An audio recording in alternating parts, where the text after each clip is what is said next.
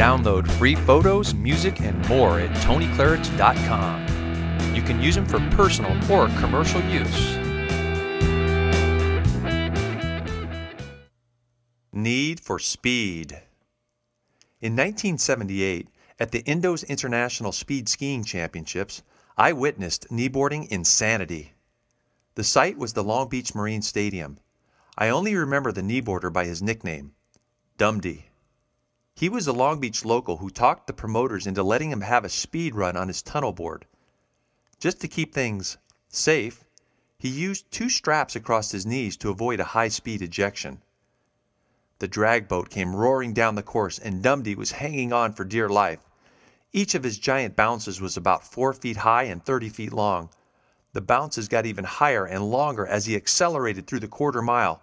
He ran the course at nearly 100 miles per hour. Even the drag skiers agreed that his death-defying run was stupid, crazy, or both. When a guy gets fame for insane moves, the lure to keep doing them can be overpowering. Dumdy's big move was massive air on his kneeboard. He commonly rode longline at 35 miles per hour behind big boats that had big wakes. He took insane cuts and launched himself into spine-tingling jumps. He was the first person I ever remember watching who absolutely charged the wake. I often saw him riding at the Marine Stadium, easily jumping 8 to 10 feet high and landing 20 or 30 feet past the wakes. And this was in the 1970s. No one except ramp jumpers got that much height. But big air was Dumdy's demise. He died after going out the front on one of his massive jumps on the Colorado River. Uncle Mike also risked life and limb at the same international championships that featured Dumdy's infamous ride as the speed kneeboarder. Mike came to the drag races with no intention to compete. He was there to do hot dogging, kneeboarding, and barefooting exhibitions. Fate stepped in with his rival John Taylor, formerly of Glide Slide. Taylor challenged Mike to enter the drag ski race with the big boys. Mike came back with a sharp reply. It obviously doesn't require any talent to ski fast because you won the past 2 events. It looked as if it might come to blows, but Mike accepted the challenge, then added one of his own, a $300 bet that he would ski at least 5 miles per hour faster than his nemesis Taylor.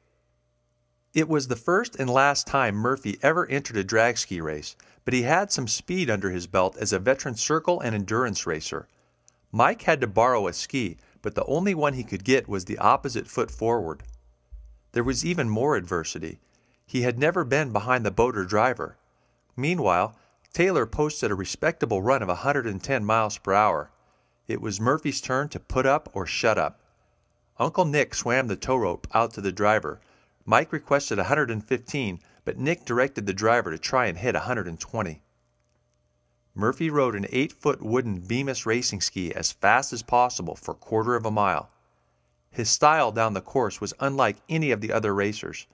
Mike stood up tall with both hands out front, while the other racers crouched down and wrapped up to resist the massive acceleration. Mike blazed down the course on his first pass. It looked so smooth and easy. 118.92 miles per hour flashed on the board from across the stadium. The crowd of over 3,000 cheered. I jumped up and down and told everyone, "That's my Uncle Mike!" The bet was won, but Mike still wanted to win the event. Skiers had to back up runs to within a few percent to get an official speed. Mike's second run was just as smooth, and only a mile or 2 an hour slower. 118.92 was the top speed of the day, and Murphy was crowned the International Speed Ski Champion. You would think he'd been doing it all his life.